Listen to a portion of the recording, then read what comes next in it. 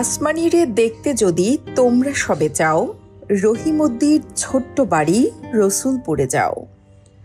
বাড়ি তো নয় পাখির বাসা, ভেন্না পাতার ছানি, একটুখানি বৃষ্টি হলেই গড়িয়ে পড়ে পানি। কবি জসিমউদ্দিনের এমন এক আসমানির দেখা মিলেছে কাইটাইল ইউনিয়নে।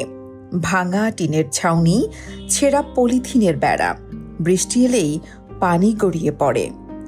এমনই এক ঘরে বছরের পর বছর ধরে মানসিক ভারসাম্যহীন মেয়েকে নিয়ে বসবাস করছেন বৃদ্ধ দম্পতি মালতী রানী দাস ও ভুলুরম দাস।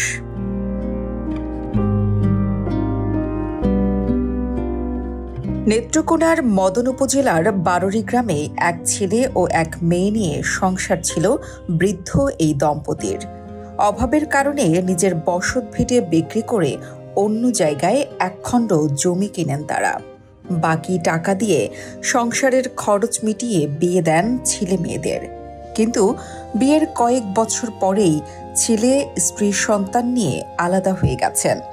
এদিকে মেয়েটি মানসিক ভারসাম্যহীন হওয়ায় স্বামীও ছেড়ে চলে গেছে অন্যত্র। এই ঈদে জামা জুতো অ্যাক্সেসরিজের ডিসকাউন্ট। 11 বছর হয়েছে এনআইসি, আমরা এই বাড়ি বেচিয়া এনআইসি 10-11 বছর ধরে এনে থাকতেছি। গোর খেলা বান্ধে দিব আমার খেলা আছে, আমার তো দেরে মানুষ নাই। এক সারা তো গেছে গা ফিরত গইয়া তার সংসার লই হে ব্যস্ত, করতে আনবো করতে খাইব যে বেলা হারে তার বাহারে ডাক দে একটা জিনিস আতর দিয়ে হারলে, না হারলে তো নেই। দিলা চালে আনিয়া দিলা খাই বেড়া বেড়ি একশো রাজ্যের এই হেন তুই এমুট করে তৈয়া দল হইয়া বেশি বেছে একটু লবণ মরিচ খালি আনি, একটু তেল পর্যন্ত মাগিয়া মাসি টানতে আনি, বিটেন দিকে কই একটু তেল দেও, এইভাবে চলিয়ে নি বুঝুন। আমি যেমন একটা হাওয়া উঠে চলতেছি,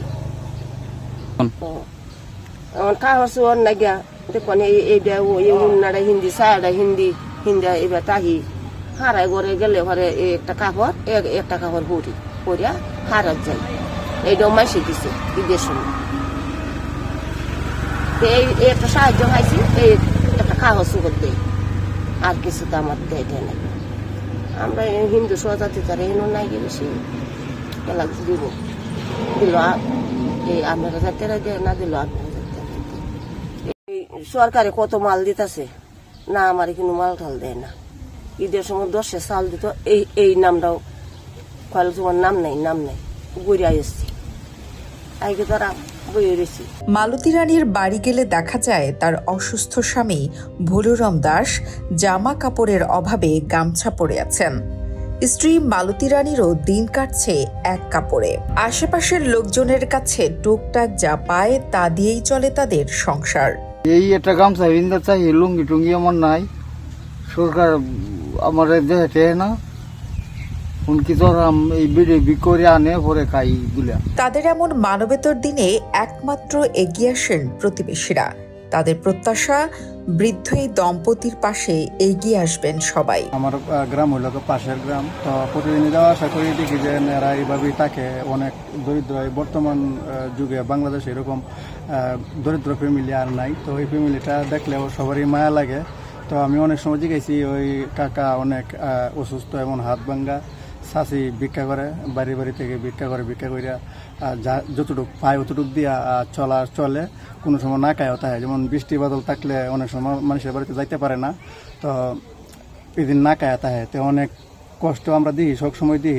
দেখলাম যে সরকার থেকে তো কত অনুদান কত কিছুই আসে, কিন্তু এদের সাথে কথা বললেও আমি দেখছি যে সরকার থেকে তেমন কোনো অনুদান আসে না। এমনকি গ্রামে অনেক জায়গায় অনেক মানুষের সহযোগিতা করে, কিন্তু তাদেরকে মনে হয় যে চোখেই পড়ে না। প্রশাসন থেকে তাদের মাথা গোঁজার জন্য একটি ঘরের ব্যবস্থা করে দেওয়ার কথা জানালেন এই কর্মকর্তা। আমি প্রায় 6 মাস হয়ে কাইটাইল ইউনিয়নের প্রশাসকের দায়িত্ব নিয়েছি।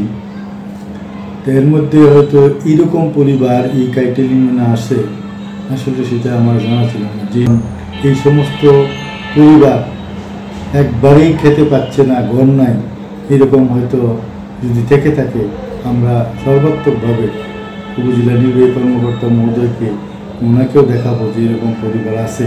আমাদের এই ইউনিয়নে তাদেরকে সর্বাত্মক সহযোগিতা করার আমরা চেষ্টা করবো।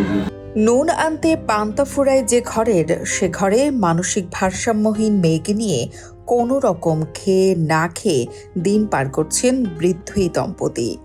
তাদের এই শেষ সময়ে একটি ঘরই যেন পারে জীবনে কিছুটা স্বস্তি ফিরিয়ে আনতে। ফয়েজ আহমদ হৃদয়ের পাঠানো তথ্য ও ভিডিও চিত্রে ডেস্ক রিপোর্ট, কালের কণ্ঠ।